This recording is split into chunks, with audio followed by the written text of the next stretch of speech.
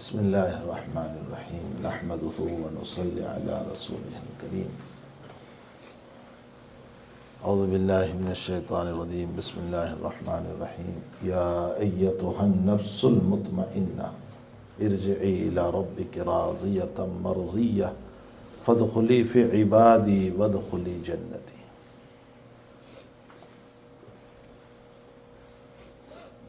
حضرات علماء کرام، بزرگوں، بھائیوں، دوستوں، عزیزوں، خصوصاً میرے جوانوں، اللہ تعالیٰ نے ہمارے نفس کی قرآن میں 3 قسمیں بیان فرمائی۔ قرآن ہمارا آئیڈیل ہے، قرآن ہمارا امام ہے، قرآن ہمارا پیشوا ہے، قرآن ہمارا رہبر ہے، قرآن ہمارا سب کچھ ہے۔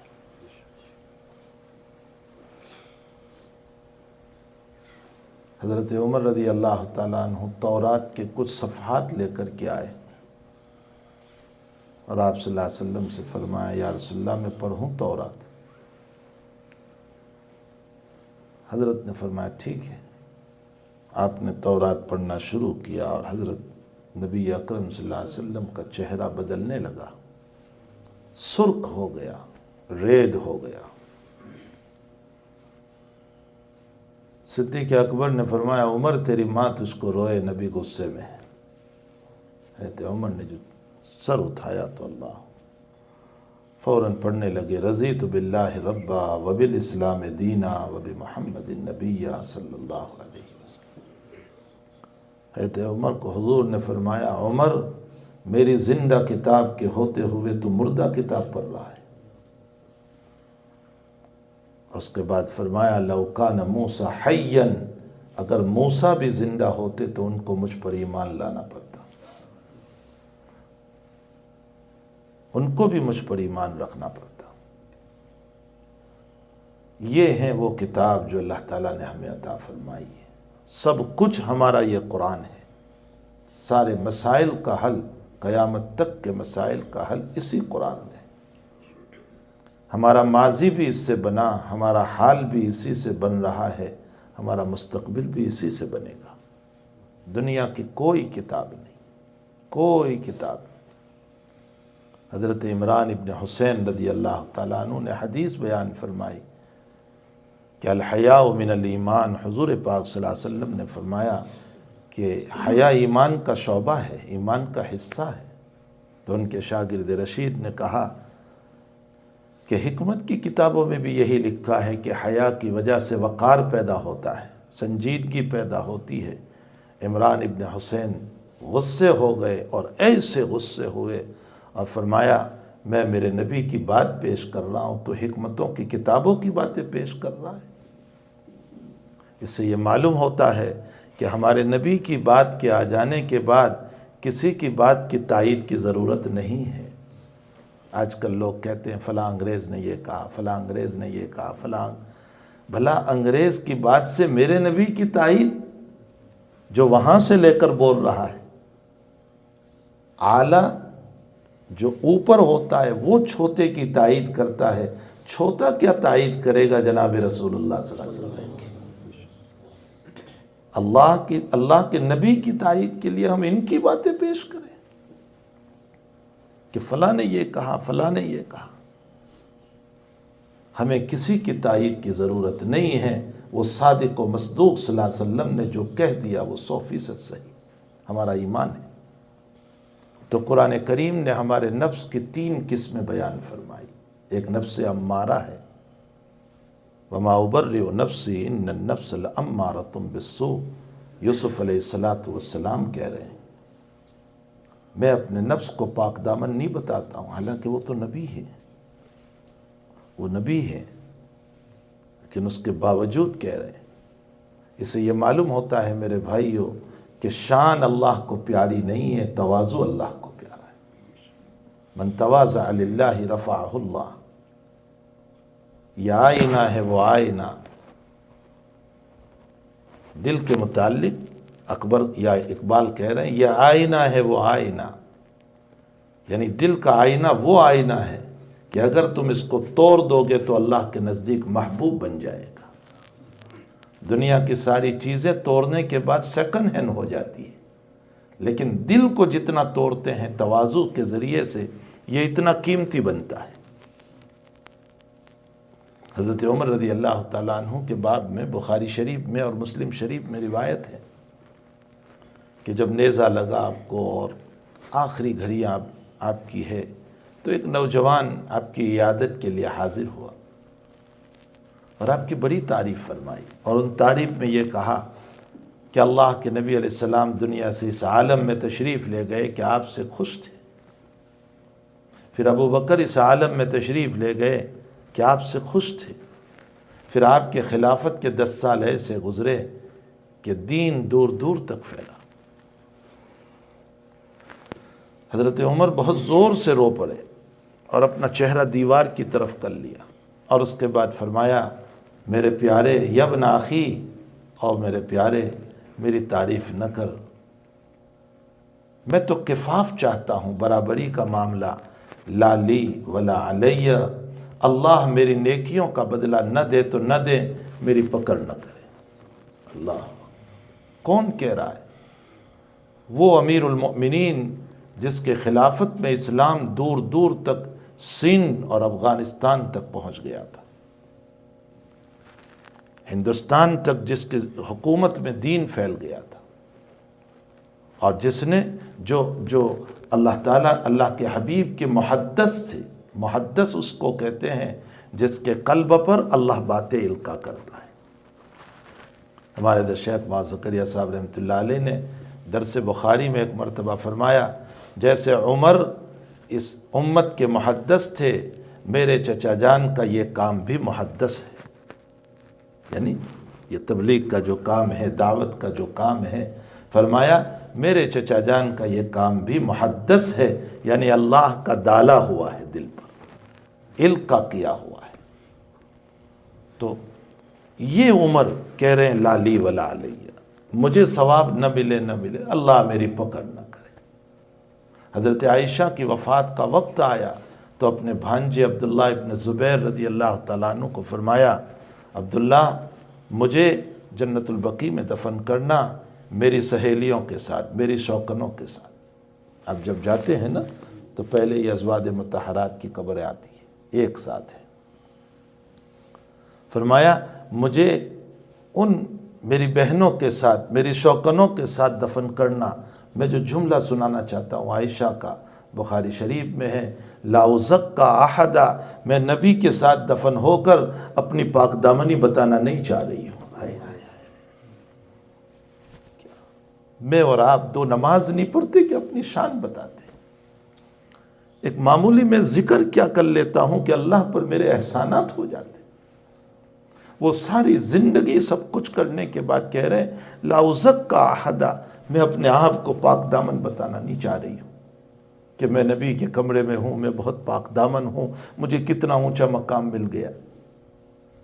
ایک ایک صحابی اور ایک ایک صحابیات کے واقعات جب ہم پڑھتے ہیں تو ہمارے رونگٹے کھڑے ہو جاتے ہیں۔ عبد الرحمن ابن عوف رضی اللہ تعالیٰ عنہ کے باب میں ہے کہ افطاری کے موقع پر دسترخوان لگایا جاتا تو آپ ہاتھ میں کھجور ہوتی تھی، اور مصعب ابن عمیر کو یاد کرتے تھے، حمزہ کو یاد کرتے تھے، اور فرمایا احد میں ایسے شہید ہو گئے کہ وہ مصعب جس کو پورا کفن بھی نصیب نہیں ہوا، ایک لنگی تھی صرف، اور شہید کو اسی کے کپڑے میں دفنایا جاتا ہے، تو اسی لنگی کو نکالا اور نکال کر اسی کو کفن بنایا۔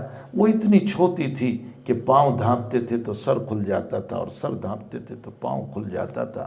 حضور نے نہیں فرمایا کہ دوسرا نیا کفن ڈال دو، اسی میں دفن کرو، اس لیے کہ علماء نے لکھا ہے کہ میت کو، شہید کو اس کے انہی کپڑوں میں اس لیے دفن کرنا ہے تاکہ یہ قیامت کے دن انہی کپڑوں میں اللہ کے سامنے حاضر ہو، اور اس کے کپڑے یہ جو ہیں گواہی دینے والے بن جائیں۔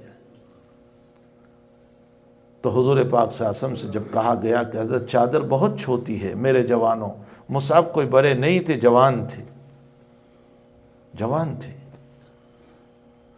فرمایا کہ اچھا، حضور نے فرمایا سر دھانپ دو اس لیے کہ معزز ہے، اور پاؤں کو کھلے چھوڑ دو، گھاس ڈال دو اس پر۔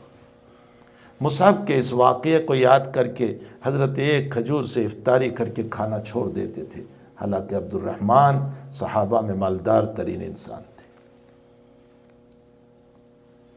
ایک ایک صحابی کے حالات جب ہم پڑھتے ہیں نا تو ہمارے رونگٹے کھڑے ہو جاتے ہیں کہ وہ سب کچھ کرنے کے باوجود اللہ کے سامنے کہتے تھے ہم نے کچھ نہیں کیا، ہم نے کچھ نہیں کیا۔ جو مٹاتا ہے اللہ اس کو بلند کرتا ہے، جو اپنے آپ کو ساری عبادتوں کے باوجود اللہ سے کہتا ہے میں نے کچھ نہیں کیا ہے، اللہ کہتا ہے تو نے سب کچھ کیا ہے۔ ہاں، مسلم کی روایت ہے، تو نے سب کچھ کیا ہے، بہت بڑی چیز ہے۔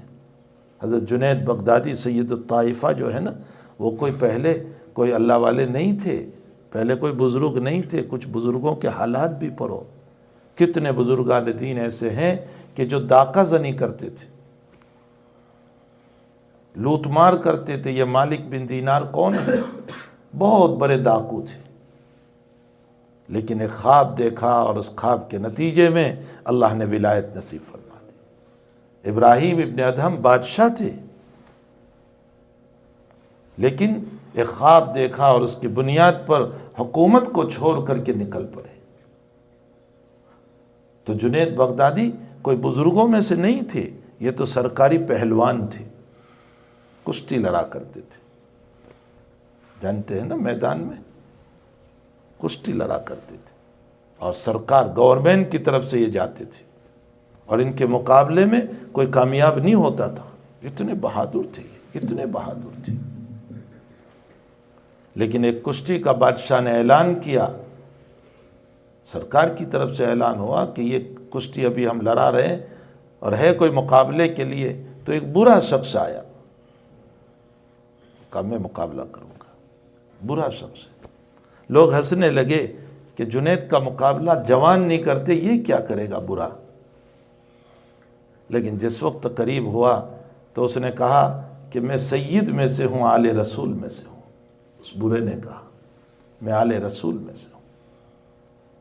میں کچھ آپ کو اس واقعے سے بتانا چاہ رہا ہوں، میں آل رسول میں سے ہوں، اور میں نسبی سید ہوں، نسلی سید ہوں، اور میرے آل عیال بھوکے ہیں، کھانا نہیں ہے، میرے گھر میں فاقہ چل رہا ہے، نبی کی اولاد بھوکی ہے۔ تو میرے سامنے گر جانا، تیری تھوڑی سی ذلتی ہوگی، لیکن میری کامیابی ہو جائے گی، بادشاہ کا انعام مجھے مل جائے گا۔ جنید نے برداشت کر کے جب مقابلہ ہوا، خود ہی اس کے سامنے گر گئے۔ اس نے ذرا سا مارا اور حضرت گر گئے۔ اور وہ گرے کیا تھے کہ شور ہو گیا کہ ایک برے نے جنید کو ہرا دیا، ناکام ہو گیا، کچھ نہیں ہوا۔ تھوڑی سی ذلتی ہو گئی، باتیں چلی، ظاہر سی باتیں، جو ہمیشہ کامیاب ہوتا تھا آج وہ ایک برے انسان سے گر گیا۔ تھوڑی سی باتیں ہوئی، انعام اس برے کو مل گیا، وہ لے گیا۔ لیکن رات میں جناب نبی کریم صلی اللہ علیہ وسلم کی زیارت ہوئی، فرمایا جنید تو نے میری اولاد کی لاج رکھی ہے، اللہ تیری لاج رکھے گا، اور اسی پر آپ کو ولایت نصیب ہو گئی۔ تواضع بہت بڑی چیز ہے، بہت بڑی چیز۔ ایسے بے شمار واقعات ہیں روایتوں، بے شمار واقعات۔ تو حضرت یوسف علیہ السلام کی یہ تواضع ہے جو اپنے آپ کو کہہ رہے ہیں کہ میرا نفس امارہ ہے، ورنہ وہ تو نبی تھے، نبی معصوم ہوتا ہے، نبی سے کوئی گناہ نہیں ہوتا۔ وَمَا أُبَرِّئُ نَفْسِي إِنَّ النَّفْسَ لَأَمَّارَةٌ بِالسُّوءِ۔ نفس امارہ کس کو کہتے ہیں؟ نفس امارہ کی تعریف سنو، جنید بغدادی سے اب سنو، اس کی ولایت کے زمانے کی تعریف سنو۔ جنید بغدادی رحمۃ اللہ علیہ فرماتے ہیں کہ نفس امارہ اس نفس کو کہتے ہیں جو گناہوں کا عادی بن چکا ہو، جس کو مال ملے تو قارون کی طرح بخیلی آئے، اور جس کو عہدہ ملے تو فرعون کی طرح تکبر آئے، جو غصے میں کسی کو نہ دیکھے بلکہ بے صبری کا مظاہرہ کر کے جو چاہے کر ڈالے۔ یہ ہے نفس امارہ، اس کو نفس امارہ کہتے ہیں، جو گناہوں کا عادی بن چکا ہے۔ ایسے نفس سے پناہ مانگنی چاہیے۔ اللہ کے حبیب نے پناہ مانگی، اے اللہ میں نفس امارہ سے پناہ مانگتا ہوں، جو گناہوں کا عادی بن جائے، ہر وقت جس کو گناہ کیے بغیر چین نہ پڑے، سکون نہ آئے، اس سے پناہ مانگنا چاہیے۔ اور ایک نفس نفس لوامہ ہے، لا اقسم بیوم القیامہ ولا اقسم بالنفس اللوامہ۔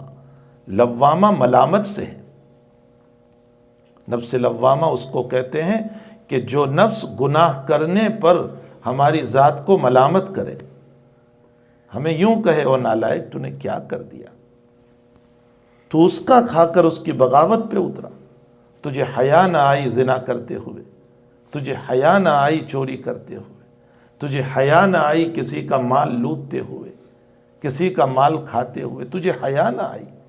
یہ جو بار بار اندر میں جو دھکے لگ رہے ہیں یہ ہے نفس لوامہ۔ اللہ نفس لوامہ کی قسم کھا رہا ہے قرآن میں، لا اقسم بیوم القیامہ ولا اقسم بالنفس اللوامہ۔ نفس لوامہ کی قسم کھائی اللہ تعالیٰ نے۔ تو نفس لوامہ کب بنتا ہے؟ نفس لوامہ کب بنے گا؟ نفس لوامہ حضرات علماء نے، علامہ ابن کثیر اور صاحب روح المعانی نے قرآن کریم کی ایک آیت سے ثابت کیا، ان فی خلق السماوات والارض واختلاف اللیل والنہار لآیات لأولی الالباب الذین یذکرون اللہ قیاما وقعودا وعلی جنوبہم۔ کون نفس لوامہ والے کون ہیں؟ جو اللہ کا ذکر کر رہے ہیں کھڑے کھڑے، بیٹھے بیٹھے، سوتے سوتے، رات میں آنکھ کھل گئے، اللہ لا الہ الا اللہ۔ حدیث میں ہے کہ شیطان ہمارے سر پر 3 گرہیں لگاتا ہے، جب صبح کو آنکھ کھلے کچھ بھی پڑھ لو، دعا پڑھ لو احیانا بادما یا اللہ لا الہ، کچھ بھی پڑھ لو، فوراً اس کی طاقت اتنی زبردست ہے کہ اللہ شیطان کی گرہ کو کھول دیتا ہے، اور پھر وضو کرتے ہیں تو دوسری کھل جاتی ہے، اور جب 2 رکعت مختصر پڑھ لیتے ہیں، چاہے تہجد کی 2 یا فجر کی سنت کی 2، تو تیسری بھی کھل گئی۔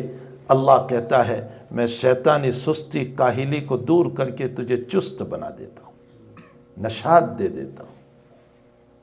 اور جب ہم نہ اٹھے، ہم نے نہ پڑھا، تو نتیجہ یہ ہوا کہ دن بھر ہمارا سستی میں گزرتا ہے، بے برکتی میں گزرتا ہے۔ حدیث شریف میں ہے کہ روزی مقدر کی فرشتہ جب دینے آتا ہے تو چاہے میرے نماز نہ پڑھنے کو کسی نے نہیں دیکھا، کسی کو معلوم نہیں کہ میں نے نماز نہیں پڑھی، لیکن فرشتے کو میری پیشانی سے پتہ چلتا ہے کہ اس نے نماز نہیں پڑھی، تو وہ میری روزی جب دیتا ہے تو وہ صبح کو دعا کرتا ہے، اے اللہ تیرے فریضے کو ادا نہیں کیا، آج کی روزی میں برکت نہ دینا۔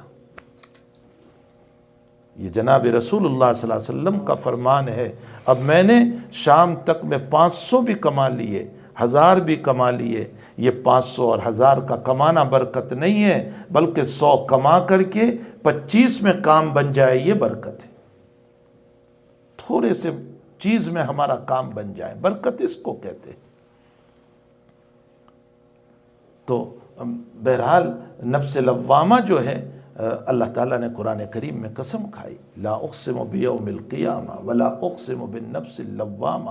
وہ نفس لوامہ ہمیں ملامت کرتا ہے، تو فرمایا ان فی خلق السماوات والارض واختلاف اللیل والنہار لآیات لأولی الالباب الذین یذکرون اللہ قیاما۔ کون اللہ کے بندے؟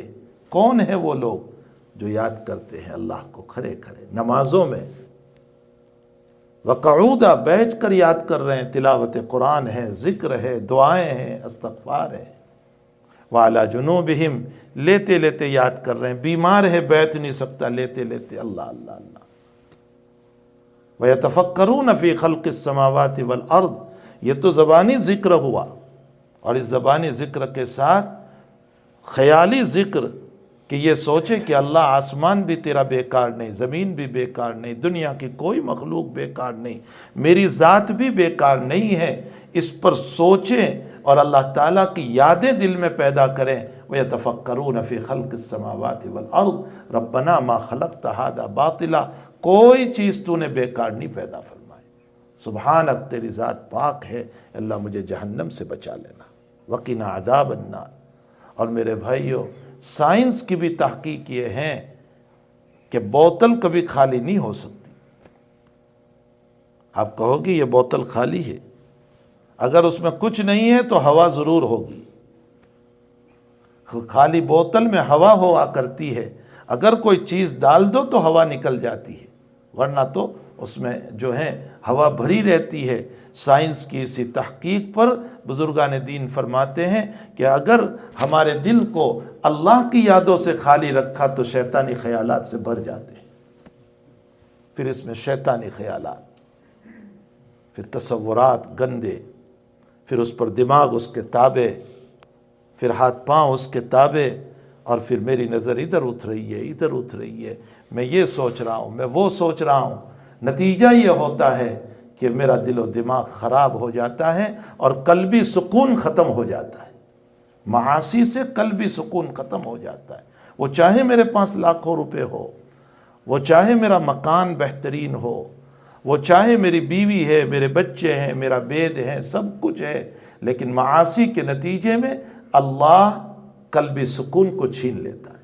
میں اس سے پہلے بھی آپ کو غالباً ذکر کر چکا ہوں کہ موسیٰ علیہ السلام اللہ کے دربار میں جا رہے ہیں، اور ایک آدمی نے کہا کہ موسیٰ تو عذاب سے بہت ڈراتا ہے کہ گناہ کرنے سے یہ عذاب، وہ عذاب، فلاں عذاب، مجھے تو کچھ نہیں آیا، میرا مال بھی اتنا ہی ہے، اور میری عزت میں بھی کوئی فرق نہیں پڑا، فلاں میں بھی کوئی فرق نہیں پڑا، فلاں میں بھی کوئی فرق، سب میرے پاس موجود ہے، کہاں مجھے کوئی کمی نہیں ہوئی۔ موسیٰ علیہ السلام نے جا کر رب کریم سے، کلیم تھے نا موسیٰ، تو جا کر کے عرض کیا کہ باری تعالیٰ، وہ بندہ اس طرح کہہ رہا ہے، اس کو پراؤڈ ہے، اس کو غرور ہے، اور اس کو دیکھ کر دوسرے بھی گناہ میں جا رہے ہیں کہ جب اس کو کچھ نہیں ہوتا تو ہمیں بھی کچھ نہیں ہوتا۔ فرمایا موسیٰ ہم نے پکڑ کی ہے اس کی، اس کو کہہ دینا ہم نے پکڑ کی ہے، لیکن تجھے احساس نہیں ہوا۔ فرمایا کیا پکڑ کی ہے، وہ تو بتا دے۔ فرمایا ہم نے عبادتوں سے اس کو محروم کر دیا اور دعاؤں کی لذت سے محروم کر دیا۔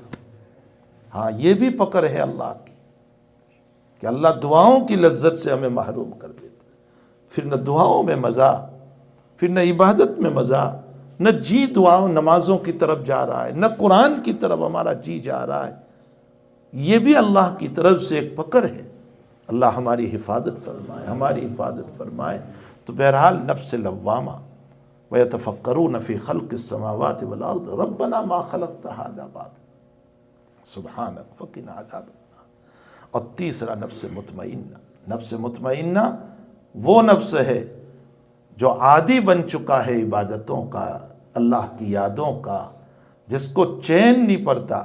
ہمارے حضرت گنگوئی رحمۃ اللہ علیہ فرمایا کرتے تھے کہ عبادت عادت بن جائے تو سمجھ لو کہ نفس مطمئنہ بن گیا۔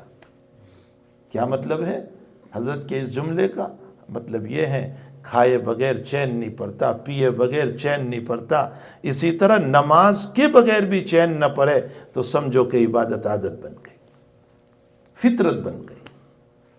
اور جب یہ کیفیت ہو جائیں، یہ کیفیت ہو جائیں تو حضرت گنگوئی فرماتے اللہ نے تمہیں نفس مطمئنہ عطا کر دیا۔ یہ نفس مطمئنہ ہے۔ اور پھر کیا ہوگا آگے؟ یہ نفس مطمئنہ جب دنیا سے روانہ ہوتا ہے، موت تو بہرحال برحق ہے اپنی جگہ، ہر ایک کو آنی ہے، وہ چاہے ولی ہو، غوث ہو، قطب ہو، ابدال ہو، فرعون ہو، قارون ہو، شداد ہو، دنیا دار ہو، دیندار ہو، انبیاء ہو، موت تو ہر ایک کو آنی ہے۔ جب دنیا سے روانہ ہوتا ہے تو اللہ اپنی طرف سے بشارت سناتا ہے، ارجعی الی ربک، چل تیرے رب کی طرف۔ یہ کب سناتا ہے؟ صاحب روح المعانی نے لکھا ہے جب روح کھینچنے کا وقت آتا ہے نا، تب اللہ سناتا ہے تاکہ بندہ تیار ہو کر کے کہے مجھے لے چل تو۔ ارجعی الی ربک راضیۃ مرضیہ، جو تجھ سے راضی تو اس سے راضی۔ فادخلی فی عبادی، میرے پہلے بہت نیک بندے آ چکے ہیں، میں تجھے اسی میں رکھنے والا ہوں۔ آپ کو کہا جائے، مجھے کہا جائے کہ بھائی وی آئی پی کوتے میں ہم آپ کو رکھنے والے ہیں۔ جو وی آئی پی لوگ آئے ہوئے ہیں نا پہلے سے، ایک تو اکنومک لوگ ہیں اور ایک کچھ وی آئی پی لوگ ہیں، ہم اس میں آپ کو بٹھائیں گے تو کتنی خوشی ہوگی آپ کو۔ اللہ کہتا ہے صالحین میرے وی آئی پی ہے، میں ان میں تیری روح کو رکھوں گا۔ فادخلی فی عبادی، اور میری جنت میں تو داخل ہو جا، میری نعمتوں کو تو دیکھ لے۔ اسی لیے حدیث شریف میں ہے، بخاری شریف میں، کہ جب انسان کے موت ہو جاتی ہے تو اس موقع پر ہم اس کو لے کر کے بیٹھے رہتے ہیں کہ بھئی چچا آ جائے، ماموں آ جائیں، خالہ آ جائے، فلاں آ جائے، فلاں آ جائے، اس کے بعد تدفین ہوگی، یہ آ جائیں، وہ آ جائیں۔ اور میت کیا کہتی ہے؟ فرمایا کہ نیک ہے تو وہ ہم کو کہتی ہے عجلونی عجلونی، مجھے جلدی لے چلو، مجھے جلدی لے چلو، میرے رب کی رحمتیں انتظار کر رہی ہیں۔ حدیث شریف میں ہے، بخاری شریف کی صحیح ترین روایت ہے۔ تو نفس مطمئنہ بہت بڑی چیز ہے، نفس مطمئنہ۔ مجھے سید الطائفہ جنید بغدادی کی ایک بات یاد آ گئی ذکر کے اوپر۔ جنید بغدادی رحمۃ اللہ علیہ نے ایک جو ہے پیروٹ پال رکھا تھا، طوطا تھا۔ معلوم ہوتا ہے کہ یہ پیروٹ پالنے کا طریقہ پہلے سے چلا آیا ہے۔ وہ طوطا پال رکھا تھا، کچھ وقت تک اپنے وہاں رکھا اس کو، پھر دل میں آیا کہ میں اس کو چھوڑ دوں۔ اور آپ کو ایک حدیث یاد آ گئی۔ یہ واقعہ آپ کہو کہ کہاں نقل کیا ہوا ہے؟ ہمارے حضرت نانوتوی رحمۃ اللہ علیہ نے نقل کیا۔ حضرت کو ایک حدیث یاد آ گئی، سید الطائفہ جنید بغدادی کو۔ کون سی حدیث یاد آ گئی؟ حدیث میں ہے پرندہ غافل ہوتا ہے تو شکاری کے ہاتھ میں پکڑا جاتا ہے۔ اللہ کے ذکر سے جب غافل ہو جاتا ہے نا۔ اچھا یہ واقعہ اور کہاں لکھا ہے؟ جو ہے علامہ رومی نے معارف مثنوی میں لکھا ہے۔ فرمایا کہ جب حدیث شریف ہے کہ جب پرندہ غافل ہوتا ہے، برڈ جب غافل ہوتا ہے نا اللہ کے ذکر سے، تو وہ کسی شکاری کے ہاتھ میں پکڑا جاتا ہے۔ بس وہ پکڑا گیا۔ اب حضرت کے دل میں آیا کہ اس کو چھوڑ دے، تو وہ پرندہ کچھ کہہ کر گیا۔ یہ ایک خیال ہے، ایک تصور ہے، ایک سمجھانے کی مثال ہے، ایک ایگزامپل ہے۔ پرندے نے کہا نہیں تھا، لیکن حدیث کو مد نظر رکھتے ہوئے سید الطائفہ جنید بغدادی نے جو مسئلہ نکالا وہ حضرت سمجھا رہے ہیں کہ جب وہ پرندہ نکل کے چلا تو مجھے یوں کہہ کر گیا کہ میں ذرا سا اللہ سے غافل رہا تو مجھے کتنے مہینوں کی قید لگ گئی تیرے پنجرے کے اندر۔ اور انسان تو ہر وقت اللہ سے غافل ہے، تجھے اللہ کے پنجرے میں کتنا قید خانے میں رہنا پڑے گا۔ یہ جملہ بہت کچھ کہہ جاتا ہے مجھے اور آپ کو، جس کی زندگی رات دن واٹس ایپ کے گندی چیزوں پر گزر رہی ہے۔ 24 گھنٹے جب دیکھو گندی چیزوں پر ہمارے جوان جو ہے ہر وقت۔ یہ جملہ ہمیں بہت کچھ کہہ جاتا ہے کہ تھوڑی سی غفلت پر وہ برڈ کو اتنے مہینوں کی قید خانہ ہو گیا۔ جس انسان کا دل اللہ سے غافل ہے اس کو اللہ کے قید خانے میں کتنا رہنا پڑے۔ اللہ تعالیٰ مجھے اور آپ کو، میرے بھائیوں، اللہ کی یادیں نصیب فرما دے، اللہ کی محبت نصیب فرما دے۔ محبت خداوندی جس کو نصیب ہو جاتی ہے، پھر دنیا کی کوئی چیز اس کے سامنے کچھ نہیں ہوتی ہے، پھر وہ اللہ اللہ کرتا رہتا ہے۔ اس کا یہ مطلب نہیں ہے کہ آپ دنیا نہ کماؤ، خوب کماؤ۔ صحابہ دنیا میں رہتے ہوئے اللہ کو راضی کرتے تھے۔ اس دنیا میں رہتے ہوئے، اپنے بچوں میں رہتے ہوئے، اپنی بیوی میں رہتے ہوئے۔ صحابہ کا مزاج تو یہ تھا کہ ایک سے زائد بیویاں اور اولادوں کی کثرت تھی، لیکن اس کے باوجود وہ بیویوں میں رہتے ہوئے، اولادوں میں رہتے ہوئے، کاروبار میں رہتے ہوئے، مارکیٹوں میں رہتے ہوئے، وہ کبھی اللہ سے غافل نہیں ہوئے۔ یہ ہے مطلب کہ تم ساری دنیا کماؤ، تمہیں کوئی منع نہیں کرتا، تم جاب کرو، تم بزنس کرو، تم کاروبار کرو، تم تجارت میں رہو، تم بیوی بچوں میں رہو، بلکہ اصل تو یہی ہے کہ ان تمام میں رہتے ہوئے جو اللہ کو یاد کرتا ہے اس کا مقام بہت اونچا ہے، بہت اونچا ہے اس کا مقام۔ تو ان سب سے کوئی منع نہیں کرتا، خوب کرو، لیکن اللہ سے غفلت نہ ہو، اللہ سے غافل نہ رہو۔ اللہ تعالیٰ مجھے اور آپ کو غفلت سے حفاظت فرمائے، اور رب کریم ہم تمام کو اپنی محبتوں سے، اپنی یادوں سے بھرپور حصہ ہم سب کو نصیب فرمائے۔ وصلی اللہ علی نبینا محمد وآلہ وصحبہ اجمعین۔ سبحان اللہ وبحمدہ، سبحانک اللہم وبحمدک، نشہد ان لا الہ الا انت، نستغفرک ونتوب۔